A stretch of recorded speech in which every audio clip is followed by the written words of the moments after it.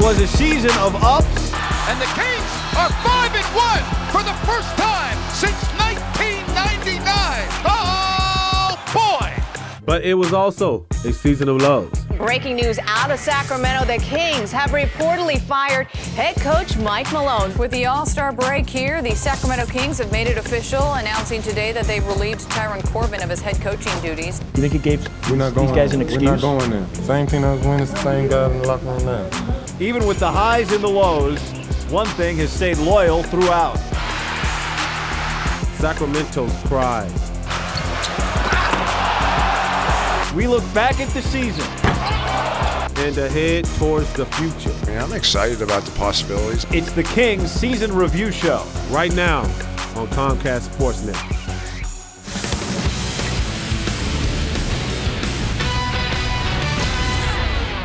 It is the Sacramento Kings Season Review Show. As we look back at the 2014-2015 season, a season in which the Kings won 29 games. And we're going to do it with our Kings insider, Bill Herenda, and, of course, Bobby Jackson. I'm Guy Haberman. Glad you could be with us. Bobby, there was a lot that went on. When you look back at the season, what do you think?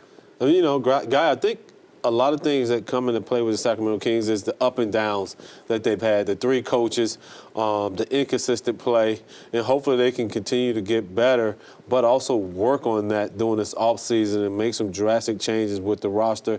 I know Karl is going to bring some new coaches in and see how they develop from there. And we'll look ahead to some of that as the show goes along. Bill, you were around it every day. Yeah, the one thing that struck me really was the Kings' effort throughout the season, through some difficult times. It was really consistent, and from that standpoint, I think, you know, it's a results-oriented business, but again, you can't question the Kings' heart and desire, and they really hung tough. Some of these guys may not see as many changes throughout the rest of their careers as many as they did this season. Well, let's see how it unfolded, at least by the numbers as the year played out, and where the Kings ranked relative to the rest of the league. And, of course, the wins and the losses, not good. The points, and that was a number that fluctuated as the year went along, guys. The rebounds per game, 9th. That was the top 10 ranking there. And, of course, something we talked about all the time, Bobby, those turnovers. How much, if at all, do you think this team progressed from last season? They won 28 games the year prior. They won 29 games for 14 and 15. I don't know if they progress or regress. I know, you know, when you win one game more than you did the season before, it doesn't give you a lot of room and improvement.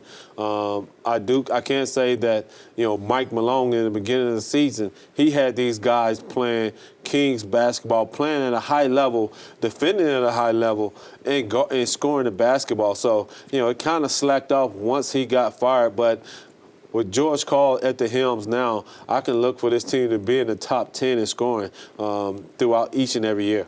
Where'd you see some progress, Bill? Did you see some? Yeah, I think we did. Particularly, as Bobby said, under George Karl, offensively, even three-point field goal shooting percentage increased under Karl, as did pace. Certainly, there were some areas where there was not progress made, mainly being, turnovers, defense, and points allowed. But assists, the Kings jumped from last in the league to the middle of the road under George Karl. So, again, I think the numbers really belie some of the areas that the Kings need to focus on over the summer to get better: skill development, free agency trades, and, of course, the draft. Well, Bobby mentioned the first 24 games of the year. That was the Michael Malone portion of this season, and you look at how it went for him. Don't forget the first month, guys. They were 9-5 for about the first month, and then, of course, it all came to an end on a Saturday night after a loss to the Pistons. They did, and that's the nature of this business, you know. And I feel bad for Mike Malone because he had captivated and he had captured that locker room and that team, and for him to let go, it was kind of disappointing for the players, but I know the guys loved him and they fought for him every single night, and for him to be let go, you know, it happens in this league, and the guys just have to be able to respond to that, be able to continue to be professionals, but also work at a high level. Yeah, it was definitely no question about it. A tough situation. The team really overachieved. If you'll recall, there were only 5 players on the roster that were with Malone in the previous training camp. So a lot of unknowns, a good start. But again, it's part of the business, and certainly this is a long-term decision made for the direction of the franchise that leadership and management wants to go. So now you've got, fast forward, the 6th winningest coach in NBA history, and you're hoping to get back into playoff contention under George Karl. And in between all of that, there was another man. There was Tyrone Corbin, who coached his first game for the Kings. It was against Oklahoma City. It was November 16th that Corbin took over. That went 28 games, 4 games longer than Michael Malone. What stood out to you about that stretch? He shouldn't have been in it.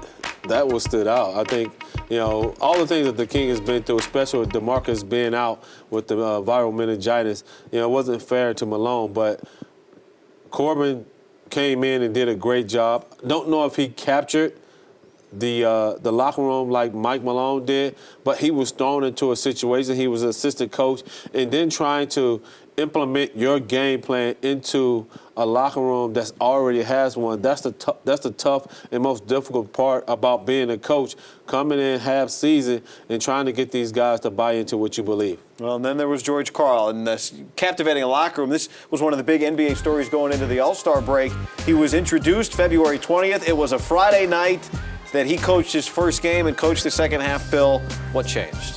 Well, I think with Karl, clearly the offensive up-tempo style, the three are in the key, the dribble drive motion offense that he attempted to implement and did implement without the benefit of training camp was certainly something that changed in Sacramento. And again, I think Karl just has great respect throughout the league due to his great success. But he even says it, all that winning is behind me. I've got to win moving forward. And what can you say about Corbin? A complete class act. And like Bobby said, really in an impossible situation at the helm. And you can see with Michael Malone, the defense was at its best. With George Karl, the offense was at its best. And certainly, as you see there, the pace was up as well. So as the season went along, we saw Chris Mullin at times involved. He, of course, took the St. John's job. And then, by the time it was all done, we saw your guy, Vlade Divac, involved and sitting courtside. What did that do, and what do you think his greatest quality that he brings to the table for the Kings is? It was just so many changes with one organization in 1 year. You normally don't see these changes. Normally in the offseason, you don't see them during the progress of the season. And so, with Vlade coming in, he's going to bring that European-style type of basketball. He's going to bring you the knowledge that he has worked and that he has been doing over in Europe, running the front office, getting guys to come over and develop, but also turning this thing around. Yeah, I think one of the things, and Bobby, you know better than anybody, is a teammate of Vlade, is that he is a unifier, that he's going to bring people together, whether it's the roster, the staff, George Karl, and management, and really get the ship going in the direction that everyone is really buying into in a cohesive effort. And of course, you cannot underestimate his global ties and his ability to identify, evaluate talent, and really to bring Sacramento back to the glory days to which everyone within the organization aspires to. One of the most fun parts of the season, certainly for us, during the course of Kings pregame live, was those authentic fan Fridays and some other nights of the year, sometimes a Sunday or Tuesday, when we get out there and do the shows from the arena. And this one thing you notice, particularly when we got to be there, and Bill, you were there almost every night, was that the energy and the support, Bobby, was very, very high. I mean, that's what Sacramento, the city of Sacramento, and the community is known for. Regardless if the Kings are a good team or a bad team, the Cowbells and the Sacramento Pride fans, they show up. They show up, but they show out, and they continue to support the Kings. And I think that's one of the main reasons why the Sacramento Kings stay in the area, because there are such and so many diehard fans in that community. And it's amazing, Bill, to think that as we look back at 2014, 2015, we look ahead to 15 and 16, and then we look ahead to October of 2016, the 16-17 season, and the gem that lies ahead, the new arena. Yeah, it's going to be a kinetic season, the last one at Sleep Train Arena. And of course, with this new building looming, and just as you guys have articulated, you can almost throw the records out the window. It was just a frenetic, feral environment, regardless of who was in town and regardless of what stage of the season it was. And I think that really speaks volumes to the rabid Sacramento fan base and how hungry people are for this team to get back into the playoff picture. All right, we're off to a good start, but there's plenty more to get to as we look ahead. There's a lot. In fact, we got to talk about how to get this team together looking towards the offseason. Coming up, we dissect the Kings' cornerstones. Are Rudy Gay and Demarcus Cousins key components the team can build around? That answer ahead on the Kings Season Review Show.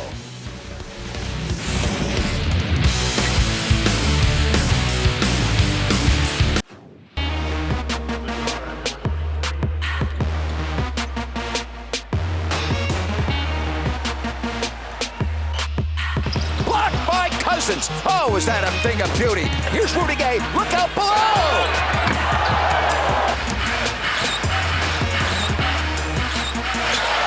Wow, what a move, and put it in the book and send him to the line. Oh, turn the sprinkler systems on. Rudy Gay is on fire. Oh, what a pass that was. And Rudy Gay with the 360 here in Cleveland. The great Rudini here tonight.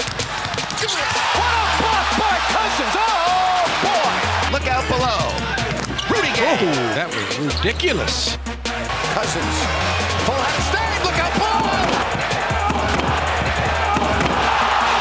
If you don't like that, you don't like NBA basketball. Cousins. For the win. Yes, it's all over. Cousins wins it at the buzzer.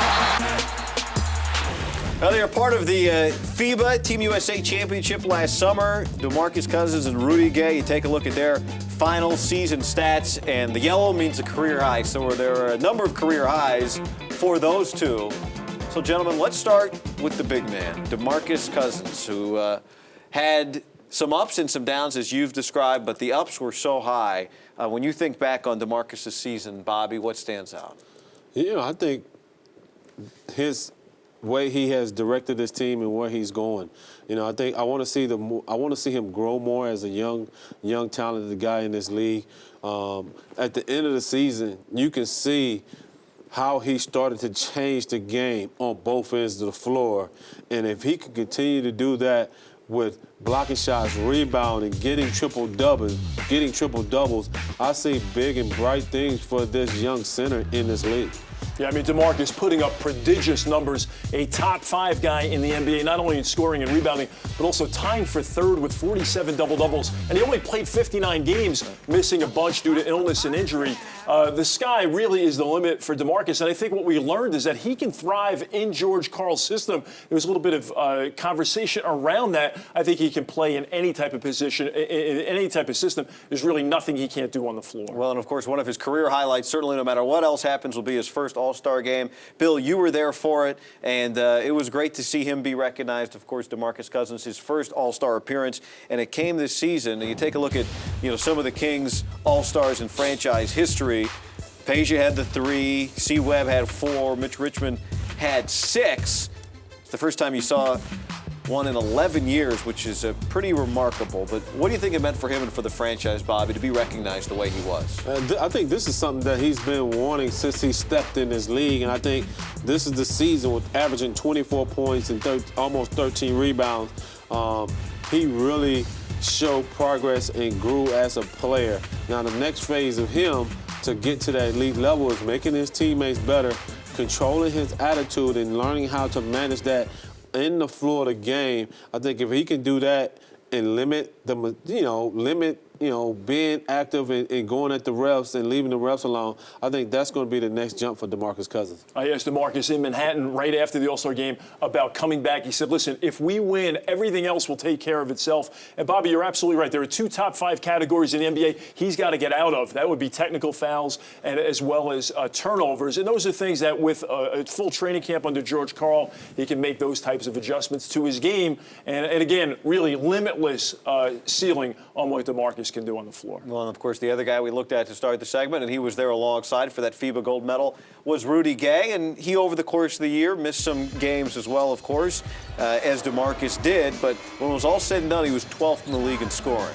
He was, and with 3 coaches, 12th in the league, learning 3 different offenses, and you got to commend these 2 guys to be able to come out and be aggressive and be in the top 12 in the league in scoring and rebounding. The one thing Rudy Gay possesses is his ability to score around the basket, his ability to shoot the basketball, but he's learning how to get his teammates involved in the game and get them shots also. Yeah, I mean, Rudy Gay is obviously a special talent, and you touched on it, Bobby. His ability to find the open man and to distribute the basketball. I think the changes in Rudy's game that we'll see under George Karl will be more three-point shooting, and also Rudy will have the opportunity to play at the 4 selectively to stretch the floor. And again, when you've got talent like Cousins in the post and on the perimeter, along with Rudy Gay, you've got 2 solid, bona fide, legitimate special talents in the NBA and big foundational pieces for Sacramento. Yeah, Rudy Gay, after the All-Star break, so that's when George Karl took over, was a 39% three-point shooter. That was up 48% from the field. That was up. So is this the 1-2 punch? Are these the 2 cornerstones of this organization? Do they need more around them, or what do they need around them? I mean, they won 29 games, so of course they need some more, Bobby. But are these 2 guys cornerstones? I think they cornerstones. Like you said, guy, they do need more around them. It's starting with the bench. But I also think you need a strong-minded, elite point guard to spearhead and run this team. You know, because if you look up the matchups against you look at the good teams and the great teams that's in the NBA playoffs right now, Chris Paul, Damian Lillard, John Wall, Tony Parker, those guys, they command, Mike Conley, and the list goes on. I think you have to find a point guard that can run this team, but also be a great leader in the locker room. Well, that takes us naturally then to Daryn Collison, who missed 37 games this season, did not play down the stretch at all, of course, because of injury. And he was a guy that was brought in. He was Chris Paul's backup in Los Angeles. What did you see from him, Bobby, this year? Can he be that guy? I think in George Karl's offense and his scheme, I think this system fits him more than anybody because it's giving him the freedom to go out and play basketball, make plays, but also be a leader out there on the basketball court. He kind of reminds me of a Ty Lawson, a guy that excelled in George Karl's system in Denver, and I can't wait to see Daryn Collison get back healthy, get to training camp, but also be the leader of this team. And then I think the sky's the limit for Daryn Collison once the season kicks off. Well, there are 2 young guys with the brightest lights on them. Those were the first-round picks from the last 2 seasons. Ben Mclemore just completed his sophomore year for Nick Stauskas. It was his rookie season, and you look at the way that they played this season. Ben Mclemore was the 4th among the scorers who was in double digits this year for the Kings, along with Gay, Cousins, and Collison. Stauskas did not shoot the ball particularly well. It seemed like, though, Bobby, maybe he came into his own a little bit as the year went along with George Karl. But what did you think of what you saw from these 2? I like the growth and the development of where these guys are going. I especially like Ben Mclemore because he brings the athleticism. He can defend. He can shoot the basketball, and he's a great athlete. And when you can find a guy like this, and you look at his numbers, he's gotten better each year. And the kid loves the gym. He likes to work. If they can continue to run plays for him, he get out in transition. I think this is a great fit for him moving forward. How can Nick Stauskas develop his game in this offseason? Yeah, I think a lot of it boils down to confidence. We talked a lot about that throughout the season. I think for Nick, he's looking at a summer of skill development. Certainly, he was able to shoot it at Michigan. He was the Big Ten Player of the Year. And, you know, certainly there were opportunities for Nick throughout the season to secure minutes and to produce, but he just wasn't able to do it on a consistent basis. But there are a lot of guys in the league that struggled initially to get to that double-digit plateau. We saw Ben do it in his second year. But again, whether it's Jamal Crawford, J.J. Redick, Mike Miller, there are a lot of guys that kind of had rocky starts. So it'll be an interesting and I think a very important offseason for Nick to continue to develop and really to come into camp confident that he can contribute and step up. I think one thing about Nick Stauskas is he has to figure out who he is as a basketball player. There's a lot of guys in this league that I think he emulates. I think he has to pick one of those guys, look at some film with him. Definitely, like Bill say, get in the gym, work on his offense, and work on his game, and then go from there. But I think he has to really figure out who he is as a basketball player and then move on and develop from there. Coming up next, who fits into George Karl's system and behind-the-scenes footage never seen before here. It's our funniest moments of the year. Yo, Herenda.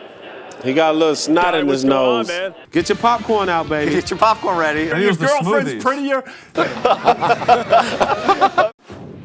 There are some decisions to make, of course, this offseason, and here is a list of some of the decisions that the Kings have to make. Derek Williams, a restricted free agent. Caspi, Miller, Evans, and Hollins, unrestricted, and then the non-guaranteed contracts of McCallum, Moreland, and David Stockton. And so as we look at this list and you look at some of the things that worked this year, Bobby Jackson, and some of the things that didn't, how much of that group would you have back? That's a tough question, guy. I think at the end of the day, it boils down to which guys you feel comfortable with. And with the way the bench produced this year, you definitely have to upgrade at almost every area on that roster. So I'm looking at Williams, Caspi, and McCallum. Miller, question mark, and Reggie Evans, a question mark, because those two guys are veterans and they're great locker room guys, but guys that get older and get to that 15 plateau, 12 to 15 plateau years, they want to play for a winner. And I don't know if Sacramento Kings is going to be a winner that's going to go to the playoffs next year. Like Derek Williams, a guy that seemed to blossom a little bit with George Karl. What do you think the likelihood that he's a King next year? Yeah, I think it's going to be difficult because I think you almost have to pick between Williams and Caspi. And Caspi finished strong, averaging 20 points per game over his final 8.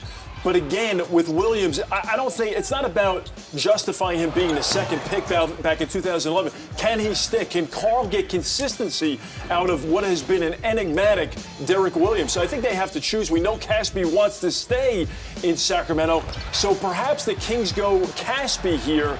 But certainly this is a tough decision as the Kings need more production, particularly if they slide Rudy to the 4 periodically.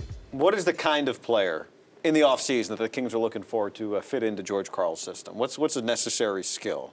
I think you need guys that's going to be able to run, produce at a high level. You're going to need some 1s, 2s, and 3s that can play at a high level and bring you that energy every single night. He says it all the time. He needs playmakers, guys who are smart with the ball and that defend and play with heart. You know, play with heart. You said play with heart? Yes. You said play with heart? Yes, I did. You mean like Bobby Jackson? Of course. Played with heart? Yes. This is amazing now. Look Really? Look, we have What is that Bobby, guy?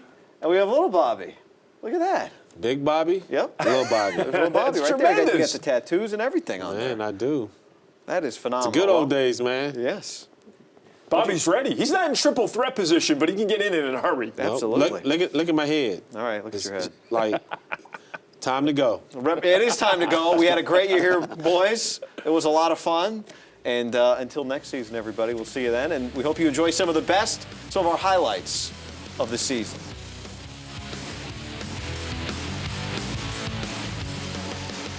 This is Kings Pregame Live. You know that man, that's Bobby Jackson, a man that knows what it takes to win with the Sacramento Kings. I'm Guy Haberman. Yo, Herenda. He got a little snot in his nose. I'm going to shoot it. Who was that, Guy? Get your popcorn out, baby. Get your popcorn ready. I got kicked out the game and fined on my birthday. Hey, you look like Nick right there, man. Rudy! Rudy! You don't want to mess your gel up? I ain't got no hair. I feel like I'm in class. You support yourself with a diploma. He's jamming. Come on, man. Hold up. I'm from the old school, man. When I cursed the coach out one time, I knew I was getting traded. And for me, I'm a cheapskate. Bobby, It's that's not good. about me. Watch out, Bill. People love you, man. What can I say? How'd your mom feel about that? She didn't like it, but, you know. Why I didn't get to go? Got a replica of me as a Muppet. Swish, they was balling. I'm still celebrating. Okay. Agile, mobile, I ain't hostile. B. Jax. Have you seen this man? They done photoshopped my face up in there, man. No, that's you. Boy, y'all like to dig in the, and y'all go in the pantry. Control room. We gotta get control room. Come on, man. Hey, y'all can take that hat off my head, man. This how you guys have my hat in those pictures. Yeah. So now that we got These homestands are killing me. I can't stand to be without you guys.